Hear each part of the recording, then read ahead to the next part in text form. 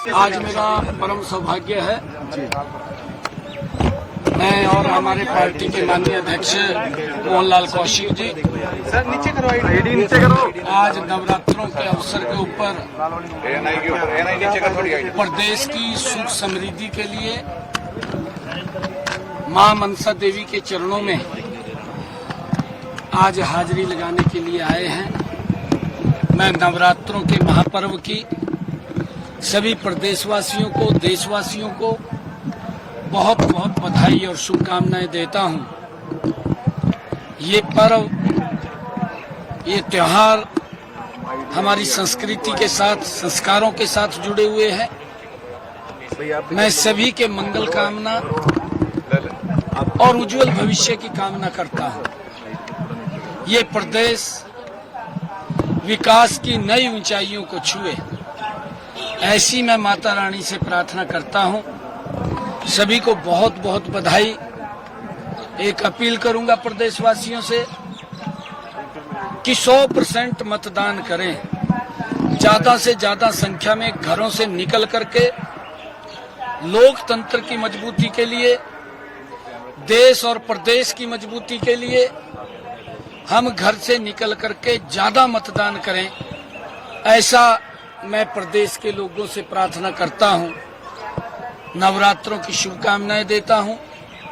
कल शाम को 6 बजे प्रचार रुका है और कल 5 तारीख को वोटिंग है। मैं इस प्रदेश के अंदर लगातार हमारा जो केंद्रीय नेतृत्व आया है, उन्होंने आकर के लोगों के बीच में इंटरेक्शन किया है। प्रदेश का आज एक पॉजिटिव माहौल पूरे प्रदेश के अंदर खड़ा है। लोग आदरणीय नरेंद्र मोदी जी जो तीसरी बार प्रधानमंत्री बने हैं, उनके तत्वाधान में प्रदेश को तीव्र गति से विकास की नई ऊंचाइयों के ऊपर पहुंचाने के लिए तैयार हैं। और लगातार जो प्रचार हुआ है, हमारा हर लोगों तक पहुंचना, उनसे मिलना, घर घर जाना, हमारा जो संकल्प पत्र है उसको घर घर, व्यक्ति व्यक्ति तक पहुंचाना, हमारे सब कार्यकर्ताओं ने मजबूती से लग करके कि पार्टी का, हमारी सरकार का विजन क्या रहने वाला है, उस विजन को प्रदेश के लोगों के सामने रखा है। प्रदेश के लोगों ने एक्सेप्ट किया है, हमें पूर्ण विश्वास है। भारतीय जनता पार्टी हरियाणा में तीसरी बार बहुत बड़े मैंडेट के साथ सरकार बना रही है।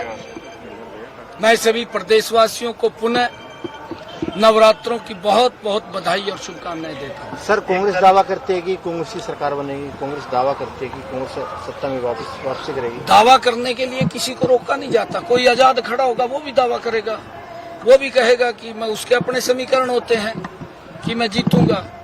परंतु हमने पिछले 10 वर्षों में जो लोगों के हित में, जो प्रदेश के हित में जितने भी कदम उठाए हैं, वो कदम प्रदेश की मजबूती को, प्रदेश को ऊंचाइयों के ऊपर पहुंचाने के उठाए हैं।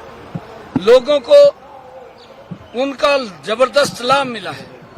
मेरा हरियाणा पिछले 10 वर्षों के अंदर विकसित हरियाणा बना है। आने वाले समय के अंदर हमने ये संकल्प लिया है कि हरियाणा को तीव्र गति से विकास की और ऊंचाइयों के ऊपर पहुंचाने का काम हमारी सरकार करेगी। और लगातार हम जो भी सुविधाएं प्रदेश के लोगों को चाहिए या उनकी तरफ से जो सुझाव आएंगे, उन सुझावों के ऊपर काम करते हुए हरियाणा को आगे बढ़ाने का काम करें। कौन से बड़े मुद्दे हैं सर जिन पर कैसे आगे कल वो वापस कांग्रेस में शामिल हो गए, किस तरीके से देखते हैं सर कल अंतिम दिन उनका? नहीं, देखिए, हम उसकी देखते नहीं है क्योंकि अशोक तंवर जी कई पार्टियों में रहे हैं, एक पार्टी में तो रहे नहीं है, क्योंकि उन्होंने सभी पार्टियों का लगभग स्वाद चखा है। और उनकी इच्छा है, जैसी जिसकी इच्छा होती है वो उन्होंने कुछ सोचा होगा, ठीक सोचा होगा, परंतु प्रदेश के लोग जानते हैं सभी पार्टियों का स्वागत है। कौन से बड़े मुद्दे जिन पर जनता वोट करने जा रही है हरियाणा में? मुद्दे कौन से बड़े हैं?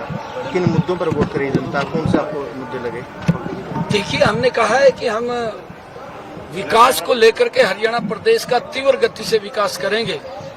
हमने पिछले 10 वर्षों के अंदर बड़े बड़े निर्णय किए हैं। अगर हम देखें कितनी गति से हरियाणा का विकास पिछले 10 वर्षों के अंदर हुआ है। आज हरियाणा का हर जिला 4 लाइनिंग से जुड़ा है। आज हरियाणा के 15 जिलों में मेडिकल कॉलेज खड़े हुए हैं। 8 तारीख के बाद जो शेष बच्चे हैं वो भी खड़े हो जाएंगे। गति से काम चल रहा है 22 के 22 जिलों में। पिछले 10 वर्षों में हर 20 किलोमीटर के ऊपर बेटियों के लिए कॉलेज खड़ा हुआ है।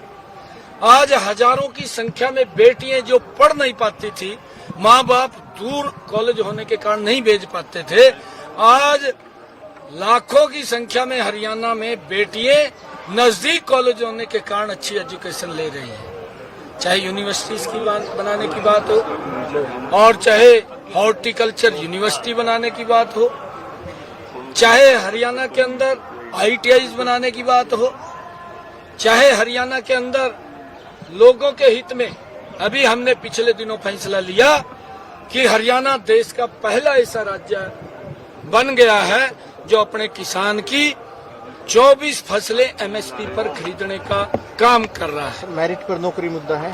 बिल्कुल, ये हमारे लिए एक संकल्प है कि हम हरियाणा के युवाओं को बिना पर्ची बिना खर्ची के रोजगार देने का काम करेंगे।